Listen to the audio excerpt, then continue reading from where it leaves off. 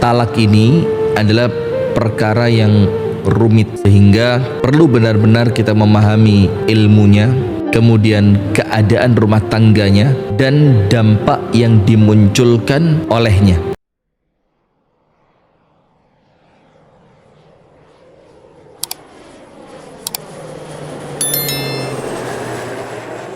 Seputar talak tiga, Ustaz.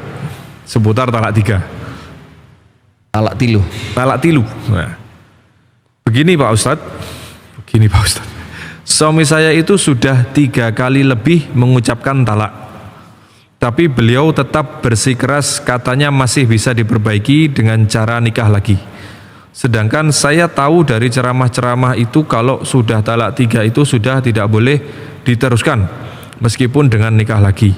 Pertanyaan saya, manakah yang benar Pak Ustadz? Terima kasih banyak telah diperkenankan bertanya. Jadi mungkin bisa dijelaskan tahapan-tahapannya, mana yang dimaksud talak 3, mana yang ucapan langsung 3 itu dianggap talak 3 apa bukan? Nah, mungkin bisa dijelaskan lebih lengkap. Bismillah.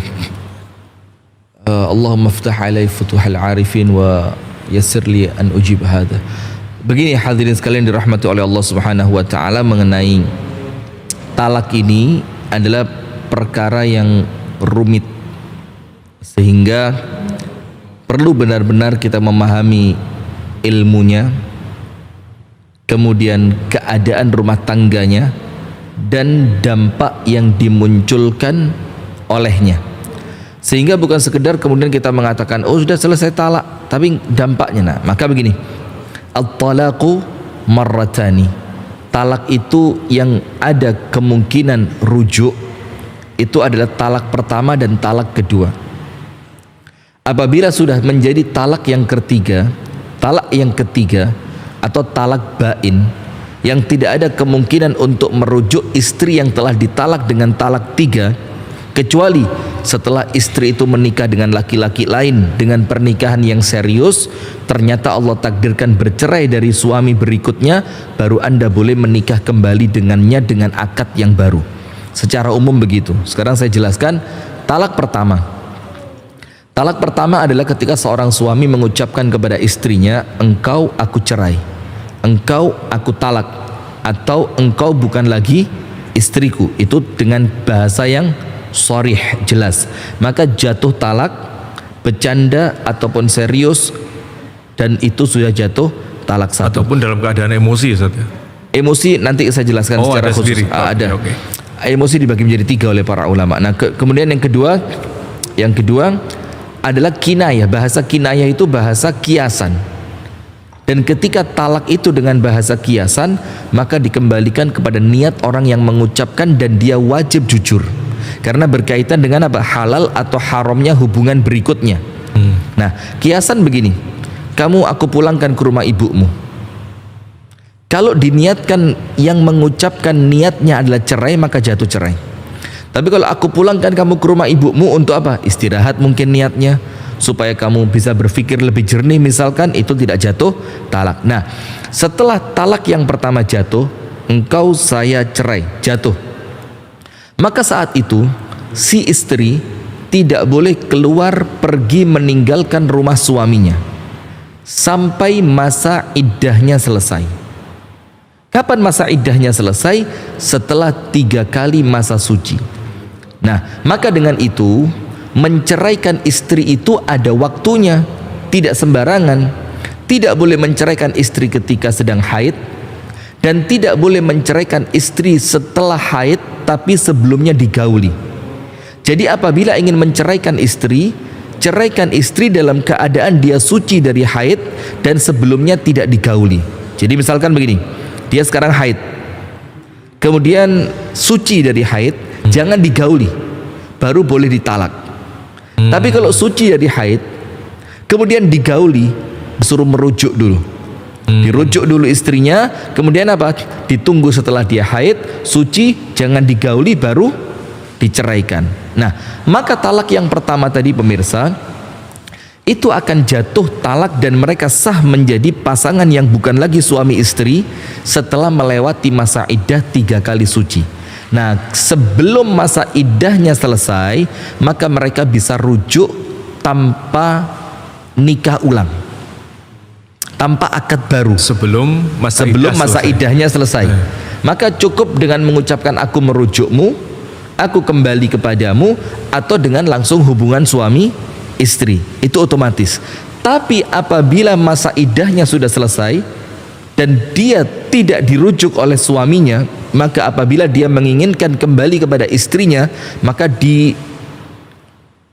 diwajibkan membangun akad yang baru. Ya, ada maharnya, ada walinya, ada saksinya. Mengulang seperti halnya menikah dari awal. Karena sudah sah, habis ya. Bukan suami istri setelah masa iddahnya selesai. Dan talak 2 pun sama persis seperti itu.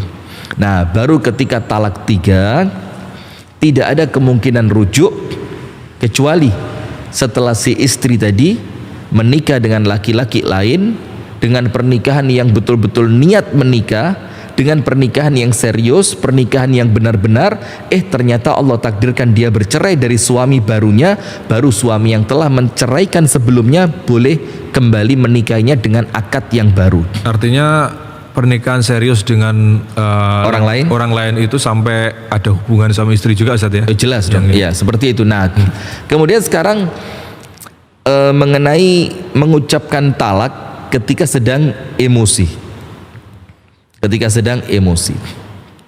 Yang pertama, mengucapkan talak ketika sedang emosi oleh para ulama dijelaskan seperti ini. Yang pertama, yang emosinya itu sampai menghilangkan akal.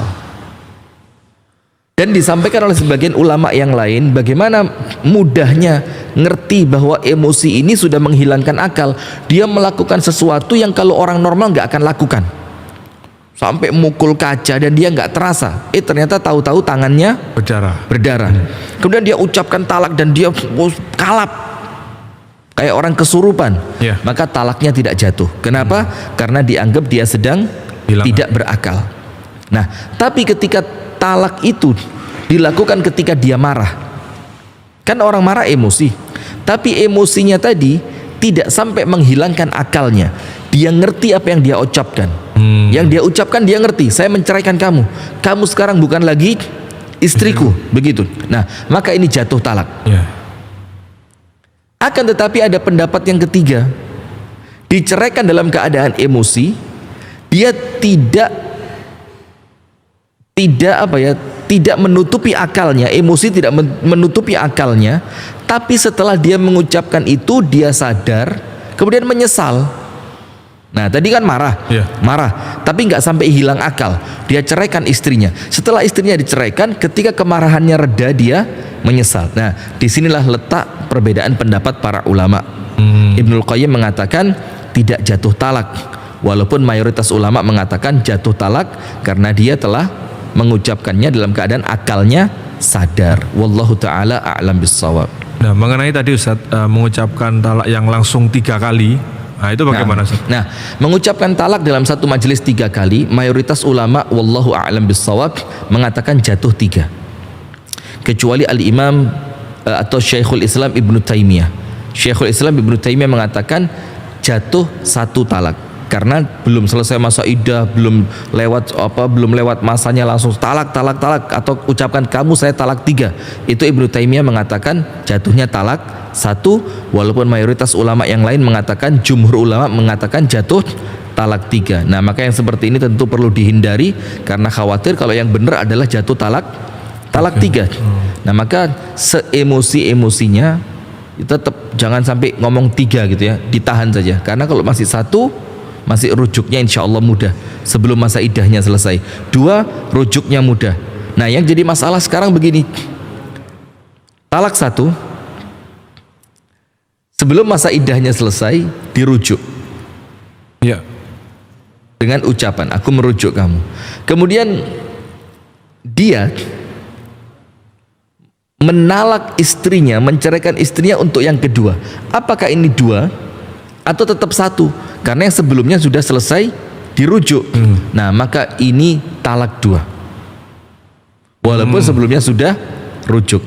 Nah maka ini yang banyak orang salah paham. Oh enggak, kan sebelumnya sudah rujuk, berarti sekarang talak satu. Enggak, karena dia sudah punya tabungan satu talak pertama.